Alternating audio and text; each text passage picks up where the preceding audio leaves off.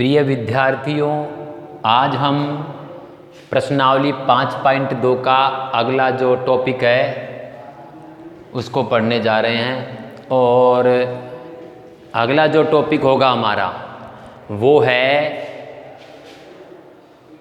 समांतर श्रेणी का अंतिम पद से n वां पद ज्ञात करना। अंतिम पद से अब तक हमने पढ़ा था समांतर श्रेणी का n वां पद ज्ञात करना, और अब हम देखेंगे अंतिम पद से n वां पद ज्ञात करना। तो इसका भी एक सूत्र होगा, उसको मैं यहाँ पे लिख देता हूँ। समांतर श्रेणी AP का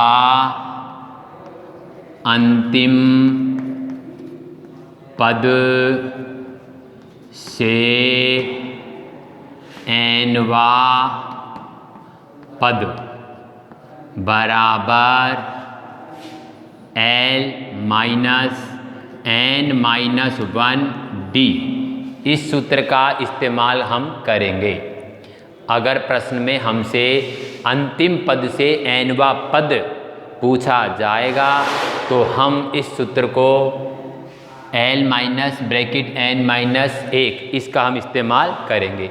अब इसका एक प्रश्न भी हम देख लेते हैं, जो आपका प्रश्न संख्या है 7। प्रश्न संख्या 7 जिसमें है समांतर श्रेणी 10, 7 और 4। प्रश्न संख्या है 7 जिसमें लिखा है समांतर श्रेणी, और वो समांतर श्रेणी है आपके सामने 10, 7, 4 और माइनस 62। 10, 7, 4 और अंतिम पद इसका माइनस का 62। और इसमें ये पूछा जा रहा है कि इस AP का अंतिम पद से 11वां पद ज्ञात कीजिए। अंतिम पद से 11वां पद ज्ञात करें। अंतिम पद से 11वां पद आपको ज्ञात करना है। 11वां पद ज्ञात करें। 11वां पद ज्ञात करें। महत्वपूर्ण है प्रश्न, तो इस सूत्र का हम यहाँ पे इस्तेमाल कर देंगे। तो यहाँ पे जो आपका L है, पहले हम सूत्र लिख देते हैं। अंतिम पद से n वां पद बराबर L माइनस ब्रैकेट में n माइनस 1 और D। यहाँ आपका जो L है, इस L का मतलब होगा n। L बराबर AN, n नहीं AN। यहाँ L का मतलब हमारा होगा AN यानी अंतिम पद। तो यहाँ पे हमारा प्रश्न में अंतिम पद है माइनस 62। माइनस 62, सूत्र में माइनस का चिन्ह है, लगा देना है। n यानी 11वां पद आपसे पूछा जा रहा है, -1 और D यानी सार्व अंतर। और यहाँ पे जब आपका D निकालोगे तो अनुगामी पद माइनस पूर्वगामी पद यानी 7 माइनस 10 बराबर -3। तो यहाँ पे जो आपका D बनेगा वो बनेगा -3। तो यहाँ पे आपको लिख देना है -3। अब इसको हम हल करते हैं बराबर, तो -62, 11 में से 1 गया तो हमारा बचेगा 10, और भार है हमारा -3। तो बराबर -62। तो 10 को 3 से जब गुणा किया जाएगा तो 10 तिया 30,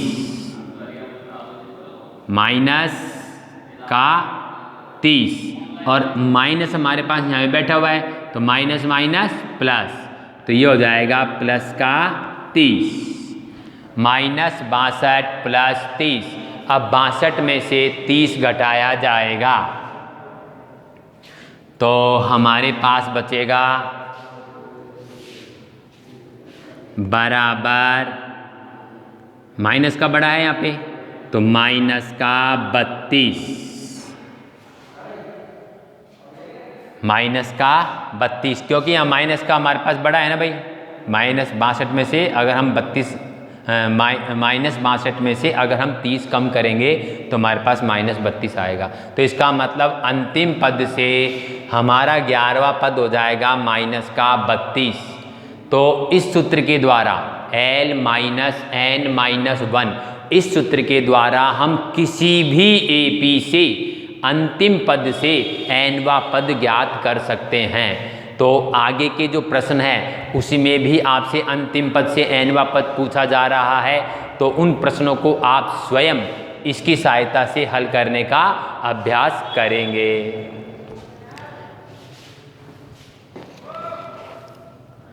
फिर इसके बाद में हम लेते हैं नेक्स्ट क्वेश्चन, और जो नेक्स्ट क्वेश्चन आपका है वो है एक समांतर श्रेणी में 60 पद हैं। तो प्रिय विद्यार्थियों, यहाँ पदों की संख्या को n लिखा जाता है, तो यहाँ पदों की संख्या 60 है। इसका मतलब प्रश्न में हमारे पास n का मान दिया हुआ है, n बराबर 60, और ये प्रश्न है आपका प्रश्न संख्या 9।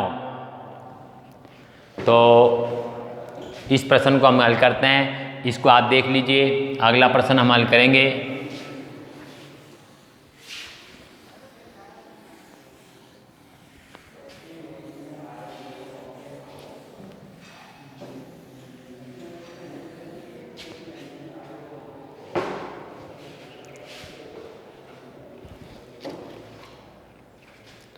एक समांतर श्रेणी में 60 पद है। प्रश्न संख्या 9, क्वेश्चन नंबर 9, एक समांतर श्रेणी में 60 पद है, अर्थात n बराबर 60, ये हमारे पास दिया हुआ है।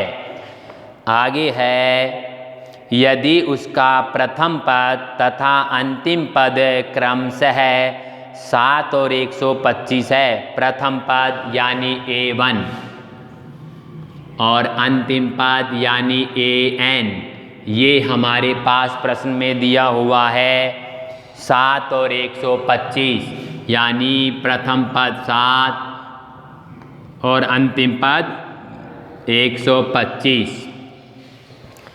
फिर आगे प्रश्न में है तो उसका 32वां पद ज्ञात करें।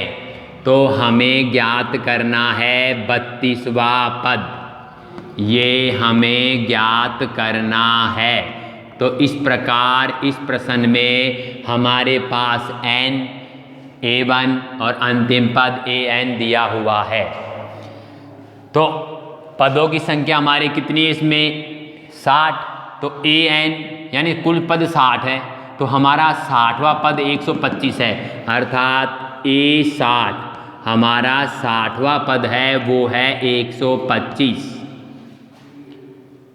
अब A1 की अगर हम बात करें तो A1 हमारा है बराबर 7, और A1 को हम A भी कह सकते हैं, ठीक है। AN हमारा है 125, A32 हमें ज्ञात करना है, तो A60 जो है आपका वो है A60 बराबर 125, और A60 को जब खोल कर लिखा जाएगा तो इसे लिखेंगे हम A + 59D बराबर 125। तो यहाँ पे हमारा A + 59D बराबर 125 हो गया। और A1 का मतलब A होता है यानी प्रथम पद, जो है हमारा 7। आप A1 को A भी कह सकते हो, ठीक है।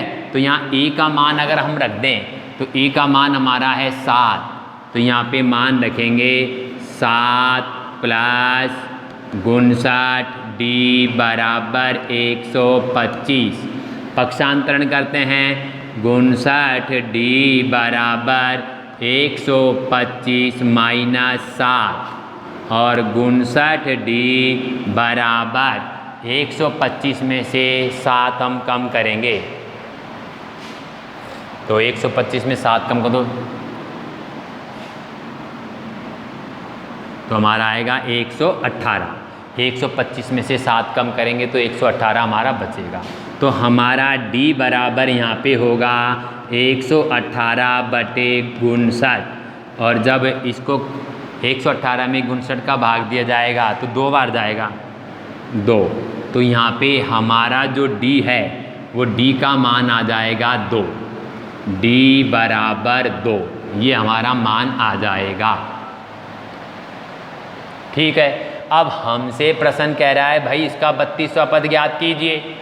तो अब देखो हमारे पास D बराबर 2 है और A बराबर हमारे पास कितना था 7, ठीक है। तो हम A और D की सहायता से किसी भी AP का कोई से भी नंबर का पद आसानी से ज्ञात कर सकते हैं। तो यहाँ पे हमारे पास 32वां पद पूछ रहा है, A32 ज्ञात कीजिए। तो देखिए A32 को अगर हम खोल के लिखें तो लिखेंगे A प्लस 31D। तो यहाँ पे आपका A32 जो है वो आएगा, A का मान है हमारा 7 प्लस 31 और D हमारा आया था 2, तो यहाँ पे हम लिख देंगे 2। तो आपका जो A32 बनेगा वो बनेगा 7 प्लस 31 दूना 62 और A32 आपका हो जाएगा 62 और 60 को जब जोड़ा जाएगा तो 69 यानी 69, और आपका 32वां पद आएगा 69। तो इस प्रकार ये आपका प्रश्न संख्या 9 हल हो जाएगा। तो प्यारे विद्यार्थियों, आगे के भी प्रश्नों को आप स्वयं हल करने का अभ्यास करें। इसके बाद हम नेक्स्ट नई प्रश्नावली पढ़ेंगे और इन प्रश्नों को अपनी नोटबुक में लिख के सफाई से अपना काम करके उसे आप ग्रुप में सेंड करेंगे ताकि मैं उनको जांच कर सकूं।